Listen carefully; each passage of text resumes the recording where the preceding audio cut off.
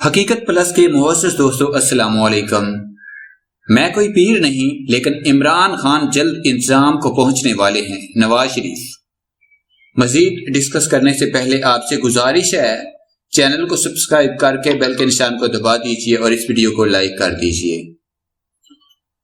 مسلم league نون کے تاحجات قائد اور سابق وزیر اعظم نواز شریف نے کہا ہے کہ وہ کوئی ولی، پیر یا قسمت کا حال بتانے والے نہیں، لیکن عمران خان جلد انتظام کو پہنچنے والے ہیں۔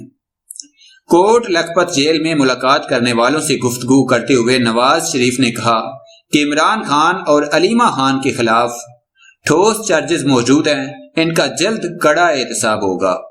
انہوں نے وزیر اعظم پر کڑی تنقید کرتے ہوئے کہا کہ عمران خان ایسا کھلاڑی ہے جسے تماشائی جلد اسٹیڈیم سے باہر پھینک دیں گے۔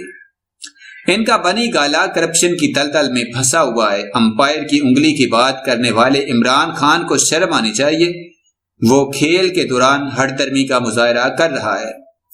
سابق وزیر اعظم کا کہنا تھا کہ ہم عوامی مینڈیٹ سے آئے اور یہ عوامی مینڈیٹ سے محروم ہے۔ میں ولی، پیر یا قسمت کا حال بتانے والا نہیں، لیکن عمران خان جلد انتظام کو پہنچنے والے۔ عمران خان بے انتقامی اور نااہلی چھپانے کے لیے سابق حکومت پر الزام لگا رہے ہیں۔ ان کی نااہلی نے ملک کو تباہی کے دہانے پر پہنچا دیا ہے۔ نواز شریف نے مزید کہا کہ ہمارے دور میں بھارتی وزیر اعظم خود چل کر پاکستان آئے۔ بھارتی وزیر اعظم کو کسی نے حلف برداری میں بھی نہیں بلایا۔ ہم نے ایٹمی دھماکے کیے تو دنیا کو پاکستان کی اہمیت کا اندازہ ہوا۔ جب کوئی خود اندر جانے والا ہوتا ہے تو وہ پہلے دوسرے کو اندر بھیجتا ہے۔ موجودہ حکومت بلا وجہ بڑے سیاستدانوں کو جیل بھیج رہی ہے۔ ان کا کہنا تھا کہ ہم نے IMF کو خیر بات کہہ دیا تھا اور یہ ان کے سامنے جھک رہے ہیں۔ مسلم لیگ نون نے بھرے ہوئے خزانے چھوڑے، موٹر وے بنائی۔ ہم نے دہشت گردی اور مہنگائی کم کی، ملک میں بجلی کر دی۔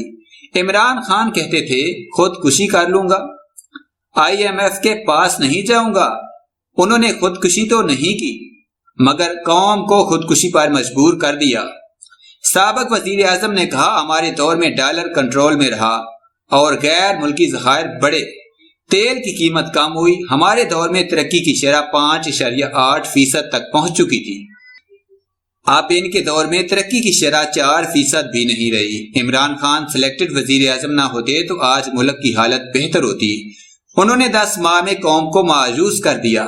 ہمارے دور میں ضروریات زندگی کی ہر چیز سستی تھی، لیکن آج عوام کی چیخیں نکل رہی ہیں۔